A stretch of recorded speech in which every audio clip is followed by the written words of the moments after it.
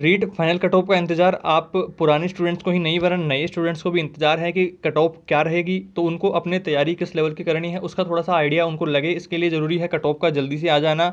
और cut off guys 10 अप्रैल को आपकी कट ऑफ आने वाली है। और कट ऑफ में देखिए अभी सभी का डाउट यही है कि किस लेवल की कट ऑफ की हाई यहाँ पर रहने वाली है, कौन सी कैटेगरी की कट ऑफ हाई रहेगी, कौन सी कैटेगरी की लो रहेगी।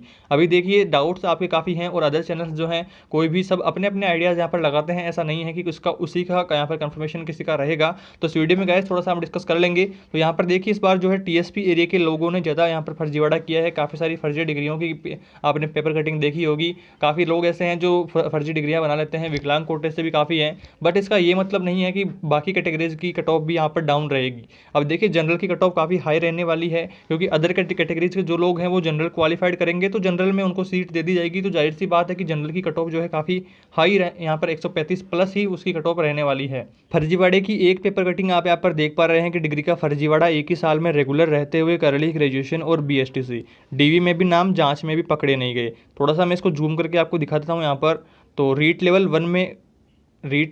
1 में दोहरी डिग्री वाले टीएसपी के करीब 700 अभ्यर्थी 42 सामने आ चुके हैं। थोड़ा सा देखिए इनकी डिग्री पर मैं यहाँ पर आपको थोड़ा सा जूम करके दिखाता हूँ कि क्या मामला रहा है।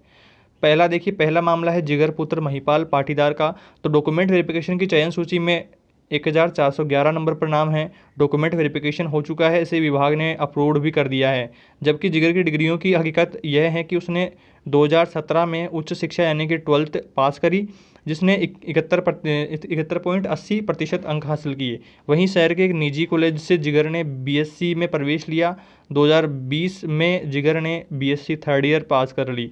अगर 2021 में डीएलएड में प्रवेश ले भी लिया हो तो 2022 का सत्र तो अभी पूरा हुआ ही नहीं, इसलिए एसटीसी की डिग्री मिल ही नहीं सकती। तो ये रेगुलर यहाँ पर डिग्रियाँ इन्होंने की है निजी कॉलेज से। अब आप भी जानते हैं कि निजी कॉलेज जो है प्राइवेट नहीं करवाता है, प्राइवेट जो है वो गवर्नमेंट कॉलेज से राजस्थान विश्वविद्यालय से आप प्राइवेट कर सकते हैं, या फिर जो इग्नू वगैरह है कोटा विश्वविद्यालय तो वहाँ से आप कर सकते हैं।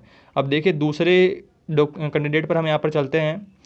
तो हिमांशु पुत्र रमेश पाटीदार, तो चयन सूची में 1162 नंबर पर नाम है, लेकिन सवाल उठता है कि हिमांशु ने 2015 में Maharshi Dayanand Saraswati senior secondary school Barodiya से कक्षा 10वीं 83.17% अंकों के साथ पास की। इसके बाद 2017 में सरकारी स्कूल बड़ौदिया से 85.60% अंकों में 12वीं पास करी, यानी कि दूसरे 2 साल बाद में 15 में करी और 17 में, यानी कि 15 में 10th और 11th 16 में और 12th कर ली 17 में। और आगे यहाँ पर बात करें तो इससे के बाद सीधे शहर के एक निजी कॉलेज से बीएससी में प्रवेश लिया और 2020 में वहाँ से बीएससी थर्ड ईयर पास कर ली। 2020 में करी, सही है, और जिसमें 2125 अंकों में से 1314 अंक हासिल किए हैं। यदि इसके बाद एसटीसी में प्रवेश लिया हो तो उसकी फाइनल परीक्षा अभी हुई ही नहीं, तो डिग्री कहाँ से मिल गई, क्योंकि 2022 वालों की सेकेंड ईयर की एग्ज़ाम भी अभी तक हुई नहीं है। तीसरा कैंडिडेट भी देख लेते हैं यहाँ पर। तो तीसरा कैंडिडेट देखिए पीयूष पडियार पुत्र भारत पडियार। डीवी की चयन सूची में 883 नंबर पर नाम है पीयूष पडियार का, जिसने गोविंद गुरु विश्वविद्यालय के अधीन एक निजी कॉलेज से 2020 में बीएससी थर्ड ईयर की डिग्री पास की है। बीएससी की मार्कशीट के अनुसार उसने 2125 में से 1639 अंक हासिल किए हैं।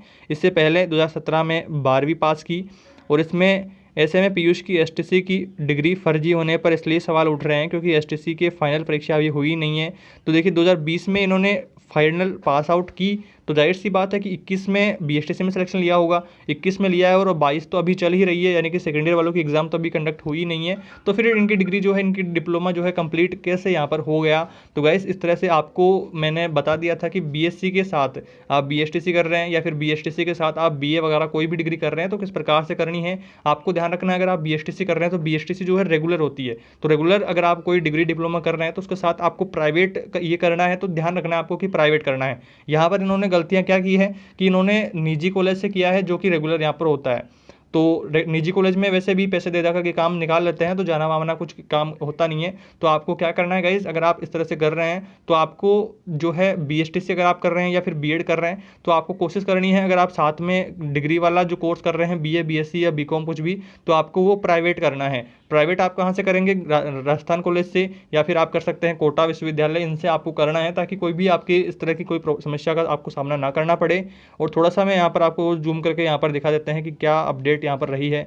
तो शिक्षा विभाग और विश्वविद्यालय बेपरवाह, कई अभ्यर्थियों ने पोर्टल पर यहाँ पर शिकायत भी इस बारे में की है कि अभ्यर्थियों की एक ही सत्र में दोहरी डिग्री के मामले में भास्कर खुलासे के बाद कई अभ्यर्थियों ने गोविंद गुरु जनजातीय विश्वविद्यालय में पत्राचार के माध्यम से और संपर्क पोर्टल के माध्यम से शिकायत की है, जिसमें अभ्यर्थियों ने विश्वविद्यालय और अधीनस्थ कॉलेज में अध्ययनरत विद्यार्थियों की सूची मांगी है, लेकिन विश्वविद्यालय प्रबंधन सूची देने में देरी कर रहा है। ऐसे में दस्तावेज सत्यापन की प्रक्रिया पूरी हो जाएगी और योग्य अभ्यर्थी वंचित रह जाएंगे। अब देखिए, फर्जी डिग्रियां तो थोड़े बहुत लाख 2 लाख 10-20 लाख पैसे दे करके यहाँ पर जॉब लग जाते हैं, और जो योग्य स्टूडेंट्स यहाँ पर होते हैं वो वंचित इस बारे में रह जाते हैं।